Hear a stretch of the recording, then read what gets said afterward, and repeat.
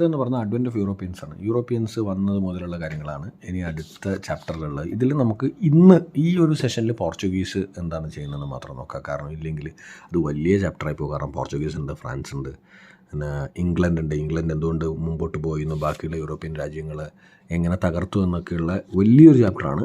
അപ്പോൾ പോർച്ചുഗീസിൻ്റെ കാര്യം മാത്രമേ ഇതിൽ പറയാം. അപ്പോൾ പോർച്ചുഗീസ് വന്നത് എന്തുകൊണ്ടാണ് എന്ന് നമ്മൾ ഈ പാരഗ്രാഫിൽ പറയുന്നുണ്ട്. അതായത് ഒന്ന്, quest for discovery of sea route. Quest for and discovery of sea route എന്ന് പറഞ്ഞാൽ അതിയായ ജിജ്ഞാസ. എന്തിൽ?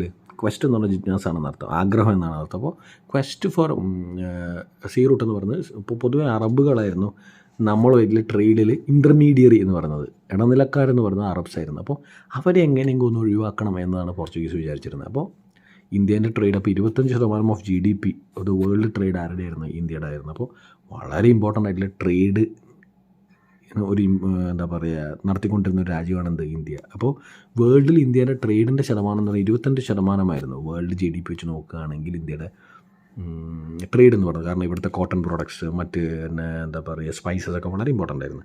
അതുപോലെ തന്നെ വളരെ ഫേമസും ആയിരുന്നു. ഇത് കിട്ടിക്കൊണ്ടിരുന്നത് എങ്ങനെയാണ്? അറബ്സ് വഴിയാണ്. അപ്പോൾ ഇത് ഒഴിവാക്കിയിട്ട് നേരിട്ടൊരു എന്താ പറയുക റൂട്ട് കണ്ടുപിടിക്കലാണ് ആദ്യത്തെ അവരുടെ ക്വസ്റ്റ്, ആഗ്രഹം എന്ന് പറയുന്നുണ്ടായിരുന്നത്. അതാണ് ഈ പറഞ്ഞ കാര്യത്തിലേക്ക് ഇന്ത്യയിലേക്ക് വരാനുള്ള ആദ്യത്തെ പ്രൈമറി റീസൺ എന്ന് പറയുന്നത്. So merchandise from India went to the European markets through Arab Muslim intermediaries. Intermediaries എന്ന് പറഞ്ഞാൽ എന്താണ്? ഇടനിലക്കാരാണെന്ന് അർത്ഥം. അപ്പോൾ ഇത് ഒഴിവാക്കാനാണെന്ന് പറഞ്ഞു. അപ്പോൾ ഇതിലൊരു ഇമ്പോർട്ടൻ്റ് ആയിട്ടുള്ള ട്രീറ്റി ഉണ്ട്, ദ ട്രീറ്റി ഓഫ് ടോർഡിസലാസ് എന്ന് പറയുന്നത്. ട്രീറ്റി ഓഫ് ടോർഡിസലാസ് എന്ന് പറയുന്നത് പോർച്ചുഗലും സ്പെയിനും അറ്റ്ലാന്റിക് സമുദ്രത്തിലൊരു വര വരച്ചൊരു ഇമാജിനറി വര വരച്ചിട്ട് ഈസ്റ്റിലേക്കുള്ളതെല്ലാം ആർക്ക് കൊടുത്തു? പോർച്ചുഗീസിന് ട്രേഡ് ചെയ്യാൻ കൊടുത്തു. വെസ്റ്റിലേക്കുള്ള രാജ്യങ്ങളെല്ലാം ഞാൻ എടുത്തോളാം എന്നുള്ളത് സ്പെയിനും പറഞ്ഞു. അപ്പോൾ എന്താ, വെസ്റ്റിലേക്കുള്ള നോർത്ത് അമേരിക്ക പോലത്തെ രാജ്യങ്ങളും ഈസ്റ്റിലേക്കുള്ള എന്താ ഇന്ത്യ പോലെ എടുത്ത് ഇന്ത്യ ആഫ്രിക്കയൊക്കെ ഉള്ളത്. കാരണം അറ്റ്ലാന്റിക്കിലാണ് ഒരു ഇമാജിനറി ഒരു സാങ്കല്പിക വര വരച്ച്, മനസ്സിലായില്ലേ? അപ്പോൾ ഇതാണ് ട്രീറ്റി ഓഫ് ടോർഡിസലാസ്. ഇതും ഒരു കാരണമാണ് എന്ത്? ഇന്ത്യയിലേക്കുള്ളൊരു ട്രേഡ് റൂട്ട് കണ്ടുപിടിക്കാൻ. ട്രീറ്റി ഓഫ് ടോർഡിസലാസ് 1494 ഇത് ഇമ്പോർട്ടൻ്റ് ആയിട്ടുള്ള കാര്യമാണ്. അപ്പോൾ ആര് വന്നു ആദ്യം? പെഡ്രോ അൽവാരിസ് കബ്രൽ വന്നു. ഇവിടെ കുറച്ച് പ്രശ്നങ്ങളൊക്കെ ഉണ്ടാക്കിയ പുള്ളി. അത് കഴിഞ്ഞിട്ട് അൽവാരിസ് കബ്രൽ വരുന്നതിന് മുമ്പ് ആരാ വന്നത്? നമുക്കറിയാം, വാസ്കോഡ ഗാമയാണ് വന്നത്. വാസ്കോഡ ഗാമ വന്നു, ഇവിടുത്തെ ഒരു റൗണ്ട് വന്നു, പിന്നെ വീണ്ടും രണ്ടാമത് വന്നു പുള്ളി. അതിലിടക്ക് വന്ന ആളാണ് കബ്രൽ. പിന്നെ വാസ്കോഡ ഗാമേൻ്റെ വരവിനെ കുറിച്ച് കൂടുതലൊന്നും പറയേണ്ട കാര്യമില്ലെന്ന് തോന്നുന്നു, എല്ലാവർക്കും അറിയാവുന്ന കാര്യമാണ്. മെയ് 1498 പുള്ളി കോഴിക്കോട് സാമൂതിരീൻ്റെ അടുത്ത് വന്നത്. Arrival of 3 ships under Vasco da gamma. 3 ഷിപ്പുകളായിട്ടാണ് പുള്ളി കാലിക്കറ്റ് 1498 വന്നത്, വാസ്കോഡ ഗാമ. പിന്നെ വന്നത് കബ്രലാണ്, പെഡ്രോ അൽവാരിസ് കബ്രൽ വന്നു. അത് കഴിഞ്ഞിട്ട് വന്ന ആളാണ് ഫ്രാൻസിസ്കോ അൽമേഡ. ഇത് ഇമ്പോർട്ടൻ്റ് ആണ്, കാരണം ഇയാളെ ഗവർണർ ഓഫ് ഇന്ത്യ ആയിട്ട് 3 വർഷത്തേക്ക് അപ്പോയിൻറ്റ് ചെയ്തിട്ടാണ് ഫ്രാൻസിസ്കോ അൽമേഡ വന്നിരിക്കുന്നത്. അപ്പോൾ ഇയാൾക്കൊരു ഇമ്പോർട്ടൻസ് എന്ന് വെച്ചാൽ അയാളുടെ പിന്നെ ഒരു പോളിസിയാണ്. ഏത്? Blue water policy. Blue water policy എന്താണ്?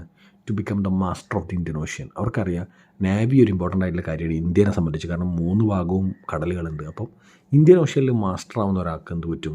ഇന്ത്യൻ്റെ അധികാരം എടുക്കാൻ പറ്റും. അപ്പോൾ അത് ആദ്യമേ തിരിച്ചറിഞ്ഞ് ഇങ്ങനൊരു പോളിസി ഉണ്ടാക്കിയതാണ് ഫ്രാൻസിസ്കോ അൽമേഡയാണ്. എന്താണ്? The blue water policy. പിന്നെ അൽഫോൺസ് ഡി അൽബർക്യുക്ക് വന്നു.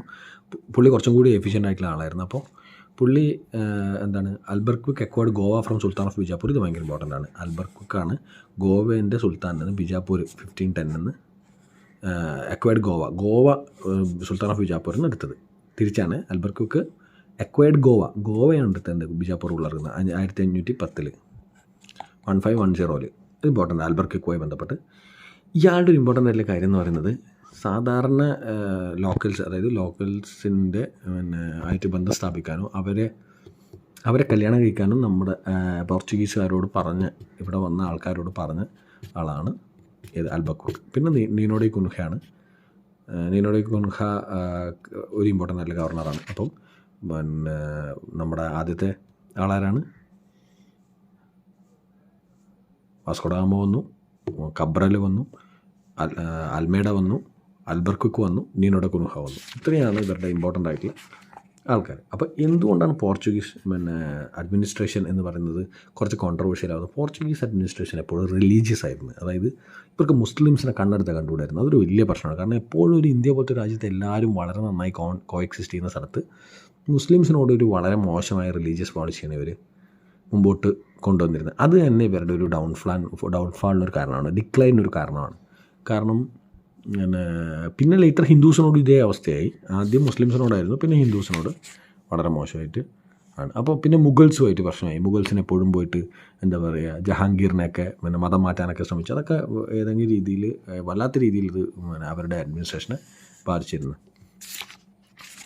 പിന്നെ ഏറ്റവും ഇമ്പോർട്ടൻ്റ് ആയിട്ടുള്ള കാര്യം വെച്ചാൽ എന്തുകൊണ്ട് ഈ പറഞ്ഞ ഡിക്ലൈൻ ഓഫ് പോർച്ചുഗീസ് എന്തുകൊണ്ട് താഴെ പോയി എന്നുള്ള കാര്യമാണ്. എന്തുകൊണ്ടാണത്? ഒന്ന് വെച്ചാൽ അത്ര വലിയൊരു അഡ്മിനിസ്ട്രേറ്റീവ് പോളിസി അവർക്ക് പറയാനുണ്ടായിരുന്നില്ല. ലോങ് ടേം വിഷൻ ഇല്ല. വളരെ ഒരു ദീർഘദൂര വീക്ഷണം അവർക്ക് കുറവാണ്. അതുപോലെ തന്നെ റിലീജിയസ് പോളിസി, ഇന്ത്യ പോലെ എല്ലാ റിലീജിയൻസും വളരെ ഈസി ആയിട്ട് കോഎക്സിസ്റ്റ് ചെയ്യുന്ന സ്ഥലത്ത് എന്തില്ല, അവർക്ക് ഒരു സഹിഷ്ണുത അങ്ങനത്തെ കാര്യത്തിലില്ല. നേരെ മറിച്ച് അവർ ബേസിക്കലി സീ പൈററ്റ്സ് ആയിരുന്നു, കടൽ കൊള്ളക്കാരെ പോലെയായിരുന്നു അവർ ബിഹേവ് ചെയ്തിരുന്നത്. അല്ലാതെ ഒരു അഡ്മിനിസ്ട്രേഷൻ മുമ്പോട്ട് കൊണ്ടുപോകാനുള്ള സെറ്റപ്പ് അവർക്ക് ഉണ്ടായിരുന്നില്ല. ഇതാണ് അവരുടെ പോർച്ചുഗീസിൻ്റെ കാരണം. പക്ഷേ അവർക്ക് ഡിക്ലൈനിന് കാരണം. പക്ഷേ അവരുടെ ഒരു ഇമ്പോർട്ടൻസ് എന്താ, അവർ സീ റൂട്ട് ഇനിയിപ്പോൾ രഹസ്യമല്ല. ഇന്ത്യയിലേക്ക് വരാനുള്ള, ആഫ്രിക്കേൻ്റെ താഴെ കൂടെ ഇന്ത്യൻ ഓഷ്യൻ വഴി കയറി വരാനുള്ള സീ റൂട്ട് ഇപ്പം എല്ലാ യൂറോപ്യൻസിനും പോർച്ചുഗീസുകാരെ ആദ്യം കണ്ടുപിടിച്ച് കൊടുത്തത് കൊണ്ട് എന്തു പറ്റും, ഇനി വരാൻ പറ്റും. ഇതാണ് സിഗ്നിഫിക്കൻസ് ഓഫ് പോർച്ചുഗീസിൻ്റെ ഒരു സിഗ്നിഫിക്കൻസ് എന്ന് പറയുന്നത് എന്താ, discovered sea route to India. അപ്പോൾ ഇത് വെച്ച് നമുക്കിവിടെ നിർത്താം. ബൈ.